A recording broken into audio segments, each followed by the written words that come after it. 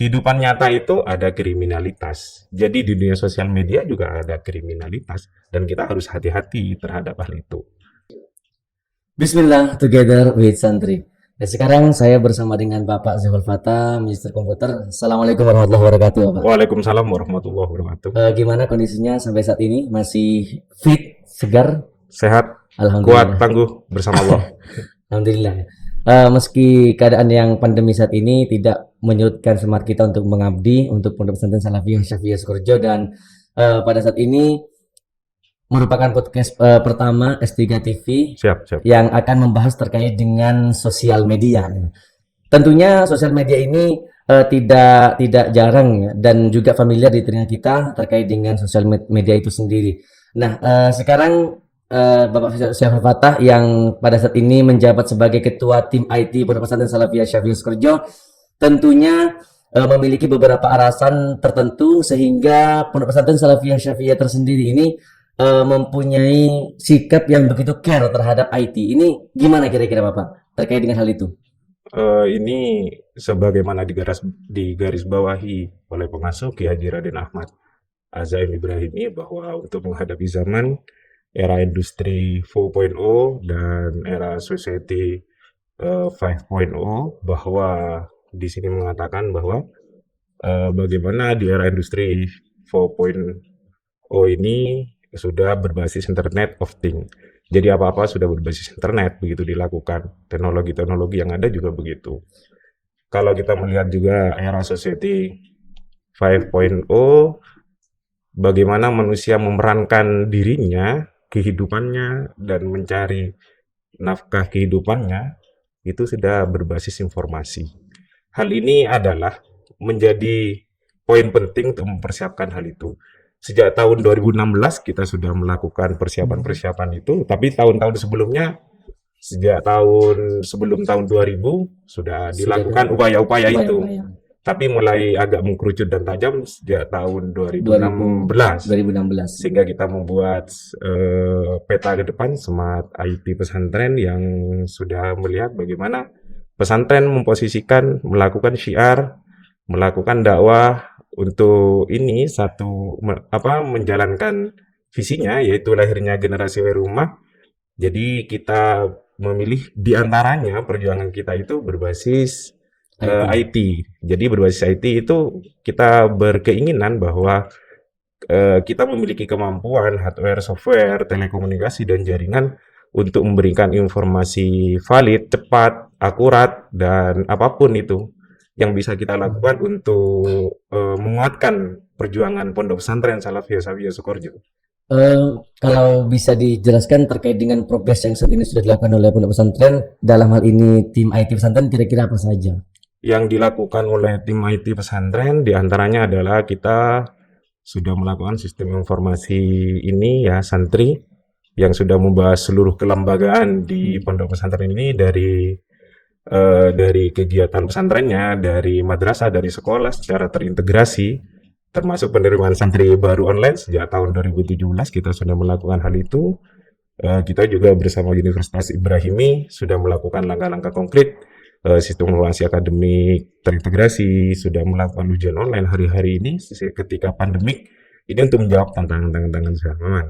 Dan beberapa di antara ada yang kita create beberapa hal yang belum kita publishing, dan mungkin sebentar lagi di-review kembali untuk kita lakukan, seperti program-program yang untuk mendukung kegiatan pesantren seperti e-tamu ya, dan seterusnya.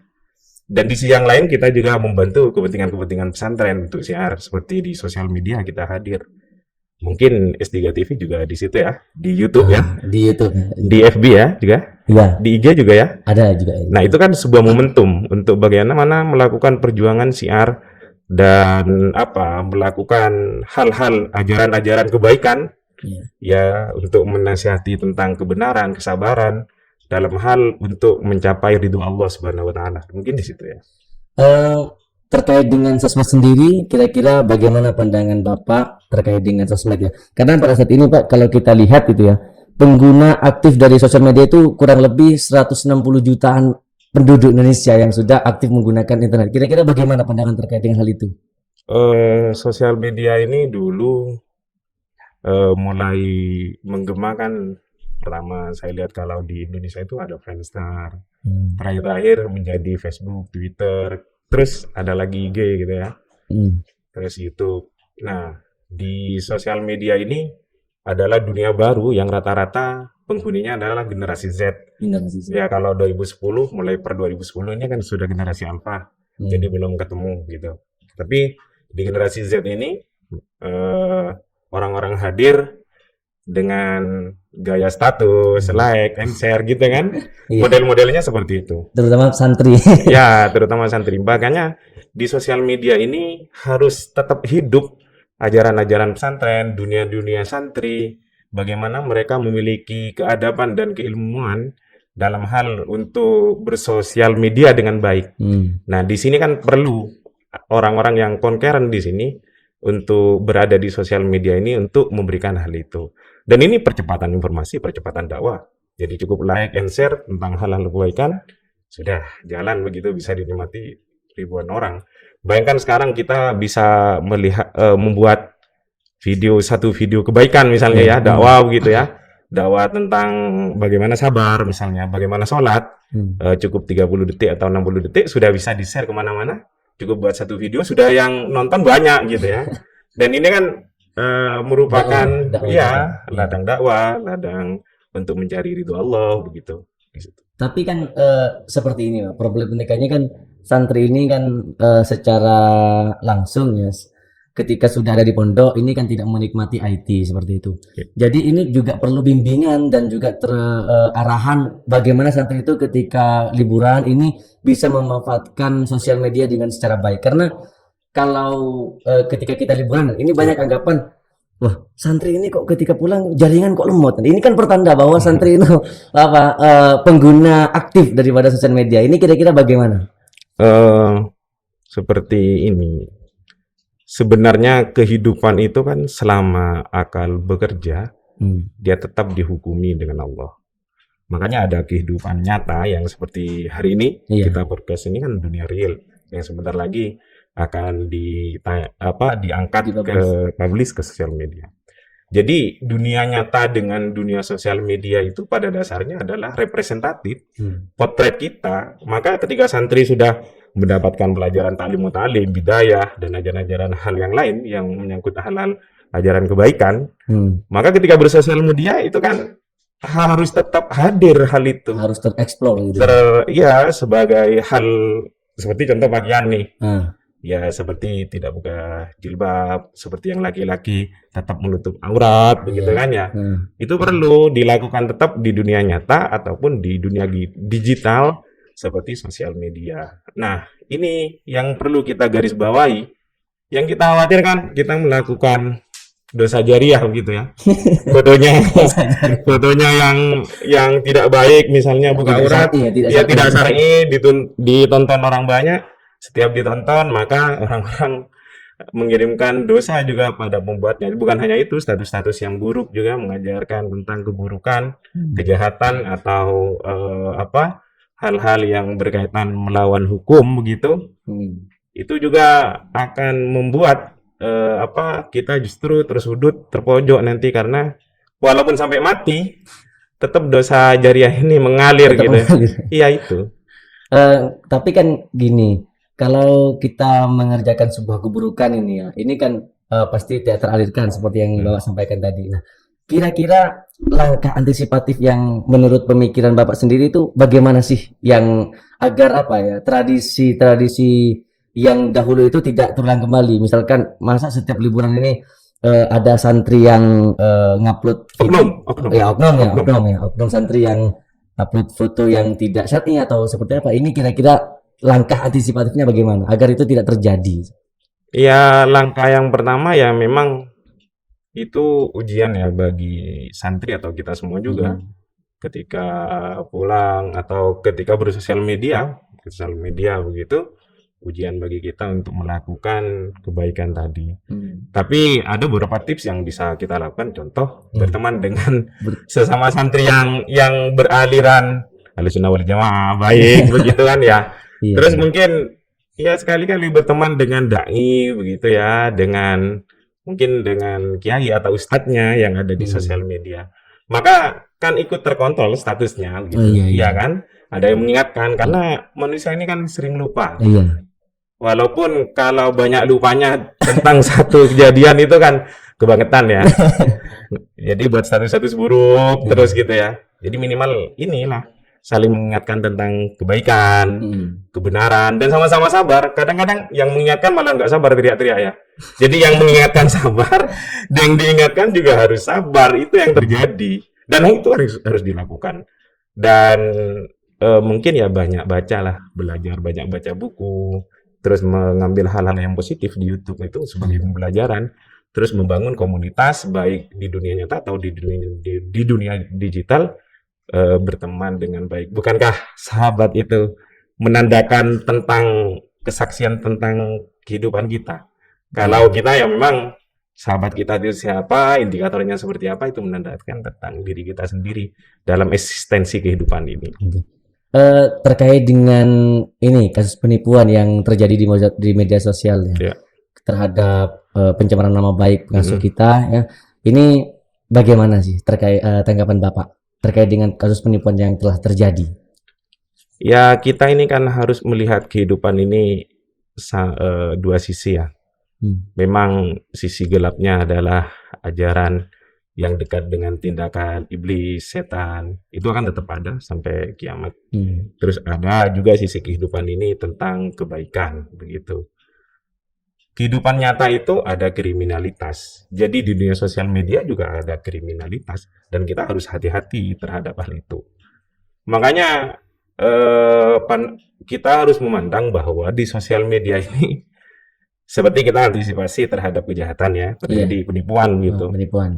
Dahulu kita pernah ada sebuah statement bahwa kejahatan itu terjadi bila ada niat dan kesempatan, atau ada kesempatan dan niat. Dua hal ini sudah bisa dilakukan oleh si penjahat. Tapi ada faktor yang ketiga, korban. Kalau korban ini lugu, ya, Hmm. tidak waspada dan tidak berusaha mencerdaskan diri, maka dia akan menjadi mangsa empuk. Makanya di sosial media itu kenalilah apa sosial media begitu ya. Kita memahami. Contoh, baru-baru ini beberapa hari yang lalu ada akun yang anonim ya, Anonim. hampir sama. Kan di sosial media itu yang tidak mungkin sama adalah URL-nya, atau kita mengenalnya link.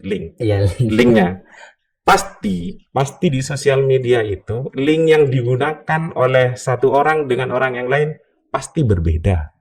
Tidak mungkin URL-nya atau linknya sama. Kita tinggal lihat aja alamatnya itu kan www apa begitu ya. Itu yang bisa dilihat, pasti tidak sama, pasti. Itu harga mati. Nah, kalau sudah kita lihat ada orang menawarkan pertemanan atas nama pengasuh misalnya ya, terus atau siapapun begitu, tinggal dilihat juga yang hal yang kedua, nanti temannya siapa. Kalau kita lihat FB-nya pengasuh begitu kan, sudah temannya 4.000. Yang 4.000 lebih. Yang melakukan penipuan ini kan baru 70, 80. Karena untuk mencapai teman 4.000 dalam 1 kali 24 jam ya agak sulit. Kecuali ya dia merubah namanya mirip gitu ya. Tapi kan URL-nya itu atau link-nya berbeda, pasti berbeda. Itu yang perlu kita antisipasi dan kita pahami. Makanya kalau kita di sosial media harus belajar memang apa sosial media, apa URL atau link, atau bagaimana menyikapi hal-hal yang seperti ini.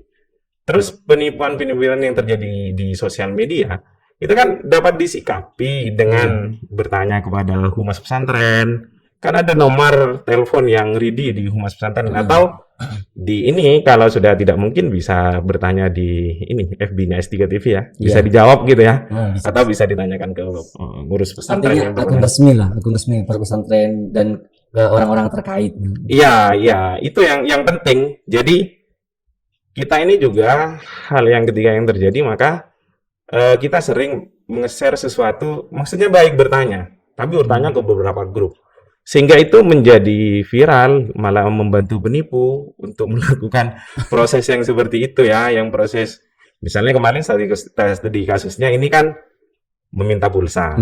Ya, si penipu ini mau minta pulsa, jadi dia melakukan akun anonim FB atas nama pengasuh begitu. Sebelum-sebelumnya juga terjadi penipuan atas nama FB pengasuh atau fotonya yang mirip, bukan mirip, memang menggunakan fotonya kayak untuk menipu pesugihan. Jadi kita kan nggak habis pikir orang transfer 100.000 atau 500.000 atau 1 juta untuk mendapatkan uang 500 juta. Jadi dia bilang pesugihan putih. Iya, gimana? Itu kan omong kosong. Iya.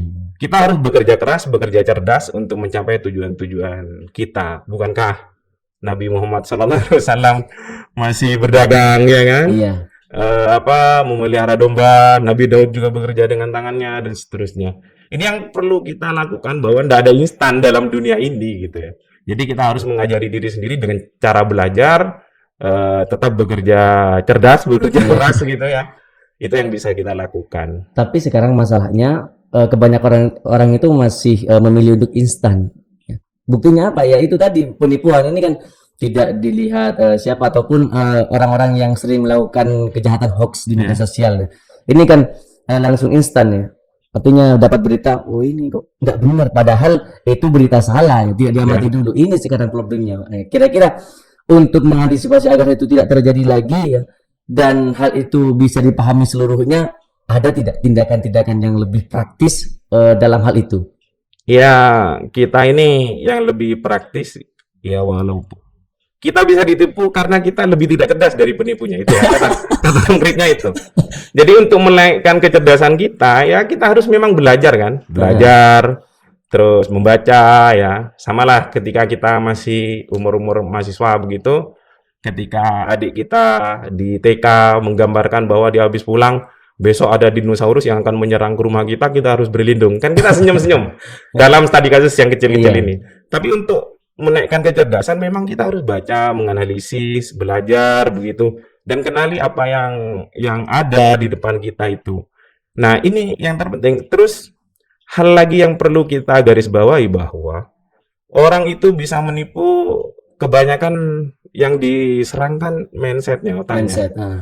Jadi kalau dia itu mau contoh kalau dulu ada SMS gitu ya, atau SMS, telepon, anaknya masuk rumah sakit, terus mau operasi segera transfer. Jadi yang diserang oleh penipu itu mindset, ini daya pikir kecemasannya. Jadi dia cemas kan anaknya jangan-jangan meninggal dunia begitu kan ya. Akhirnya dia transfer. Atau yang diserang adalah titik berpikir tentang harapan-harapan hidupnya. Karena dia punya hutang jutaan, dia ingin lewat bagaimana uangnya berlipat-lipat sehingga ikut penipu itu, permainannya seperti itu. Dan biasanya penipu itu juga titik serangnya biasanya sudah sepulang kerja. Jadi ketika orang sudah waspada, capek-capeknya waspada menurun, habis asar rata-rata sampai maghrib, dia ngirim pesan-pesan yang menarik begitu. Kadang-kadang kita terpesona gitu ya, tertarik. Tidak fresh ya, sudah terbebani oleh kerja gitu. Begitu, perangkapnya yang dilakukan seperti itu. Jadi ketika kita nggak konsen di perjalanan atau sudah lelah, kita masuk di perangkapnya itu. Jadi ya waspadalah gitu. Waspada, tidak boleh lugu. Tidak boleh lugu, itu kata kunci. Terakhir, Pak.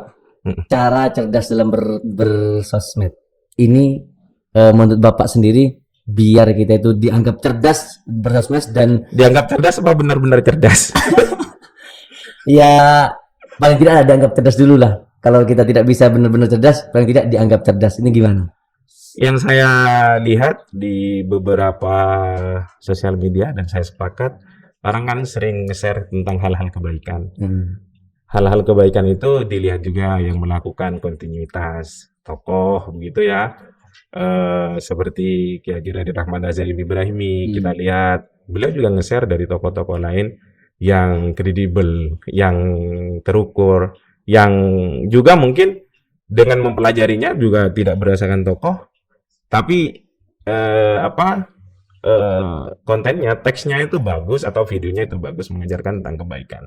Itu yang perlu kita lihat seperti itu. Nah, dari sini kita bisa melakukan hal-hal yang lebih baik mungkin.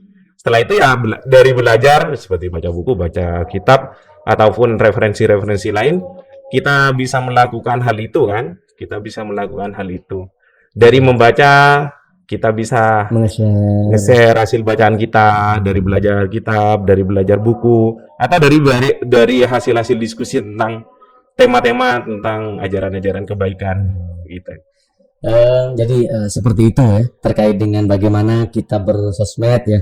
Dan ini juga ada kita ambil garis tengah ataupun benang merah dari Ya. percakapan kita pada kesempatan kali ini, bahwa waspadalah dan cerdaslah dalam bersosmed ya. Ya, Seperti benar. itu. Ya. Mungkin bincang-bincang kali ini kita tutup ya, dan ini Baik. semoga bisa dinikmati oleh banyak orang, dan semoga apa yang menjadi pembicaraan kita ini menjadi pelajaran berarti ya, sehingga Amin, kita dalam bersosmed itu bisa berhati-hati dan lebih cerdas lagi ya. Iya. Ya, mungkin itu yang bisa kita bahas. Assalamualaikum warahmatullahi wabarakatuh. Waalaikumsalam warahmatullahi Terima kasih wabarakatuh. Pak Zafal. Sama-sama.